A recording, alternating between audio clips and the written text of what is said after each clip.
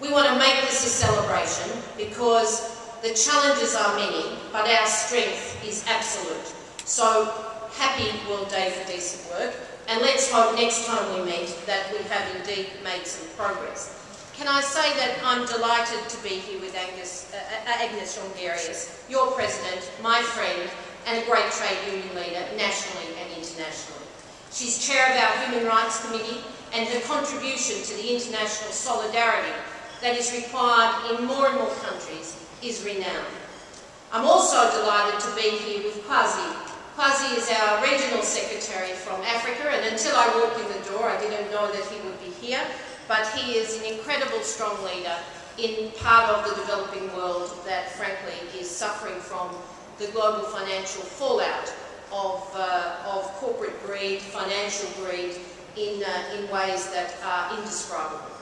But let me start on an upbeat note. We are now somewhere towards 500 actions globally today, where workers all around the world are standing up and they are saying, we have had enough. Precarious work, insecure work, this is not acceptable to us and we will fight back. It marks the beginning, from my perspective, of a serious fight back against precarious work, yes, but also against the attacks on workers. Because if there's one concern workers all over the world have in common, it's the fear of insecure work, the fear of insecure income for themselves and for their children. Up to 60% of workers are employed on irregular contracts, some form of irregular contracts. You can describe all of the mechanisms: fixed-term contracts, casual work, temporary work, areas where you simply don't have security of income. If you don't know if you're going to have a job tomorrow. And 75% of workers globally have no form, not a dollar of social protection. So the informal economy on top of that is growing everywhere in both the developed and the developing countries, and this is the state of a world that's very bleak for working people. We are now in the second wave of the global financial crisis, and workers are again victims of this deliberately this time though. In the first wave, they were victims because of the collapse of enterprises. And indeed, your union, amongst others, did a lot to stave that off in this country by sitting at the table, working it out. But this time, workers are deliberately the victims. Governments right across Europe are attacking labour laws. In the US, today in Malaysia, a bill went through the courts. And you ask why?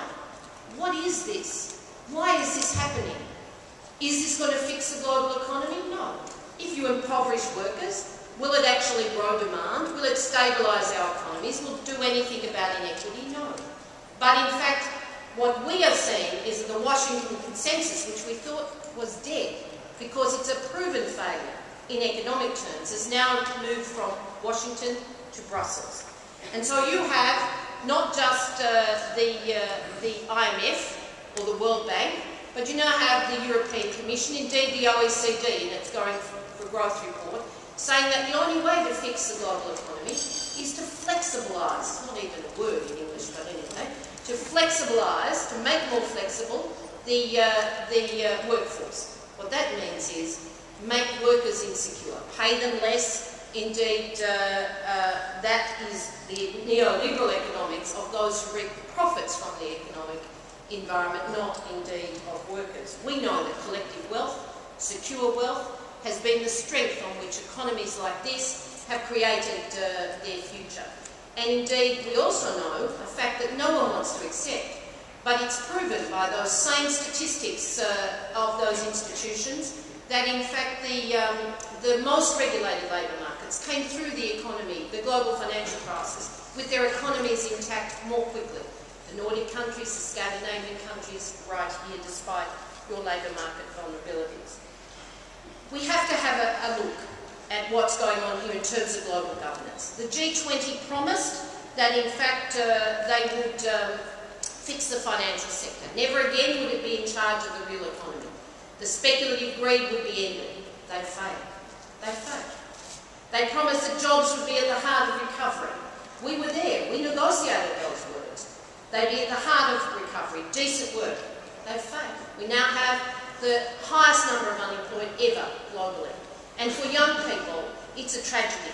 You have 45 million young workers seeking work every year now, graduating from school or university, and they're going into economies that can't offer them productive employment. This has to change. So the first thing we have to do is stop what's happening now. If I'd have been here even 3 years ago, and you'd have told me that the European Commission, known globally for its social model, the model we fight for, would actually be party to the demands for labour law attacks in Greece, Spain, Portugal, Ireland, Ukraine, Romania, pick a country, then I'd have said never. It couldn't happen. There would be social dialogue. You would work it out. Well, that's exactly what's happening. And in Greece, it's gone from bad to worse in the last few days. The demands are now effectively that that country puts in place labour law reform that would end any form of collective bargaining that you could depend on. In Romania, the people are fighting back. You've got actually the opposition parties putting a bill in the parliament, and they won it in the first house. In the second house, the government has a slim majority, but the people are so opposed they might win a bill that would take away the worst of the IMF and the European Commission imposed conditionality on labour law. But, at the same time yesterday, you had the IMF release a report saying how good this is and how more labour reform is necessary. And yet you have an alternate situation where we welcome today Chancellor Merkel with the international agencies, including the ILO, the International Monetary Funds, Christine Lagarde, and so on, all of them, the World Bank, the IMF, the ILO, saying the world's in a dangerous place, jobs, decent work. The ILO Jobs Pact must be at the heart of recovery. So you have a disconnect between the leadership that is trying to say we need to rethink austerity. Of course you must have fiscal consolidation, but over time, leveraged off growth. Now, why do I pay attention to this in today's meeting? Because we must stop this first and foremost. We must see the ILO defend its standards as the basis of decent work. We must see them internationally assert that it has a mandate to govern international standards, and that where labour laws don't meet the test of that, then that's not good enough. It must take on, if necessary, the IMF, the World Bank, the OECD, and indeed national actions themselves, along with the European Commission. Nationally, we need the ILO to be proactive, while in the short term, internationally, in the longer term, at national level, providing the technical support to see that international law is there. But when the G20 meets in 3 weeks, we have a message for them. We say, if you are going to assert yourself as a global governance body, then end this nonsense. Put jobs at the heart of the recovery and mean it. Invest in jobs. But also make sure that social protection, minimum wages, collective bargaining rights, the foundation of dignity and secure work is actually secured. Let me just take 2 minutes, if I might, to tell you that this is, in my view, the mark of a fight back amongst workers globally. Not only do you have more than 500 actions today, but we have a General Council in 2 weeks. Agnes will be there. We will start to talk about what it is now that we'll do to aggregate workers' power, to fight back for decent labour laws, against insecure work, and for a future for our children. In terms of other areas that we are taking on, it can't be just the governments. We know that the multinational enterprises are in fact amongst those who are not accepting their responsibility for decent work. We've already started a global campaign against Germany's Deutsche Telekom, who refuses collective bargaining in the US. I don't think it has a collective agreement here in the Netherlands, Agnes. And in the supply chain, it's appalling. We're taking on DHL. We're going to take on IKEA. In fact, IKEA is a Swedish company, but how many of you know that it's actually registered here as a foundation? It makes billions of dollars in profit, but pays no tax. This is a company that says, amongst others, that they are good corporate citizens. Well, not on our watch. And indeed, we are organising and will continue to organise in the informal sector. The Domestic Workers Convention, it's a tool, a historic tool, one at the ILO this year with migrant workers, with the ITUC, with unions all over the world. It's a tool to end 21st century slavery for women. But we have to organise around it. We have to ratify it, get it ratified in legislation, implement it. So we have a 12 by 12 campaign for 2012. 12 countries, 12 ratifications, 12 new labour laws, and of course 12 countries where informal work is formalised for women. And you know, it's really simple. It's really simple. Social protection, a minimum wage, and the right to prosecute employers. And you can formalise those jobs, give those women in the main dignity. But we are doing much, much more. I'm very proud of our domestic, Decisions for Life project, which I'm delighted to say is funded from the Dutch government. 100,000 young women in 12 developing countries, organised over the last 18 months, and 30 to 40,000 of them new union members. We are expanding that into the Middle East and the amazing post-revolutionary environment from Egypt and Tunisia, and of course we're also putting it in Palestine as they grow decent work in that tragic situation.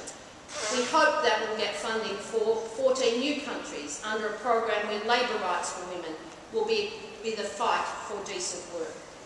But can I finally say to you that we need to make sure that current international labour standards, including the standard on the employment relationship, which says that you are employed by the person for whom you work unless otherwise proven, a direct employment relationship, are actually implemented. But we need new standards. The triangulated employment relationship is now insidious, where an employer says, well, they're not my worker, actually they belong to a company over here, and the company says, yes, but I don't sort of denote or detail the working conditions, that's the employer over here, by the way, contracts to us. I mean, this is nonsense. And it's all about reducing the rights and the security for workers. So we do need new standards, and we'll fight at the ILO for that over the coming years. Decent work. It's a term that we have made global. It's a term that says the fundamental right to freedom of association, to collective bargaining, the dignity of a minimum wage and social protection. These are the things that we know make for a decent world. Frankly, the attack on labour rights is immoral. The national and international stakeholders who are deliberately now trying to pretend that some sort of economic mumbo-jumbo that says if you impoverish workers, you'll fix the global economy. This is nonsense, and we will fight back. We know that it's workers in productive work that will drive the world out of the crisis, not the financial sector, not the greed, not the immorality of a sector that is out of control. And Agnes, can I tell you that I'm really proud that you're going to announce the winner of the prize today, who I must say deserves our absolute admiration, our congratulations. But finally, FNV, you are a terrific union movement. Solidarity, viva FNV, viva.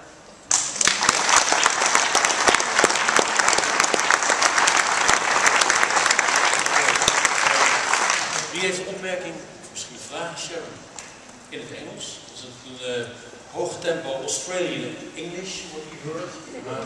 High speed Australian English. But yeah, one question, short one. Short one. With pleasure I saw that Sharan Burrow made her speech on the 1st of May in Ramallah in Palestine. And I heard you speak, I saw on the FNV site that you spoke on behalf with admiration on the Arab Spring. So I would like, my question would be, how would the ITUC take further action for the rights of the Palestinian workers, as well as for the workers in Egypt, where the trade union movement is under pressure nowadays? Sure. Maybe a short answer, yeah? Yeah. And you're right to focus on that part of the world. Not only have we been inspired by the courage of unions in Tunisia, the courage of workers in Egypt, who swelled the revolutions, who stood their ground, and now fighting for the rights that will not only enhance democracy, but will see independent trade unions, particularly in Egypt. But I might tell you it's in Syria and Libya. I've met the Syrian workers standing up, and yesterday you saw 2,300 massacred. The Libyan workers on November 1 will again relaunch the Libyan Workers' Federation, an independent trade union in Benghazi. This is extraordinary courage. We've opened an office in Egypt. We've expanded our office in Amman. We are, with your support, actually promoting the Arab Women's Network, because sadly women were side by side in the revolution, but they're kind of a bit absent now in the negotiating tables. And in Palestine, can I tell you, this is very dear to my heart, but to the union heart overall. Here is an extraordinary people, They're fighting to build their nation in the absence of recognition as a state. They want just what we want: jobs, decent work, industry, stable economy, and I think they'll get there. I was proud to be with them on May 1, but I can tell you that we also supported the vote, which hasn't occurred yet, but the application for the vote for an independent Palestinian state. Okay.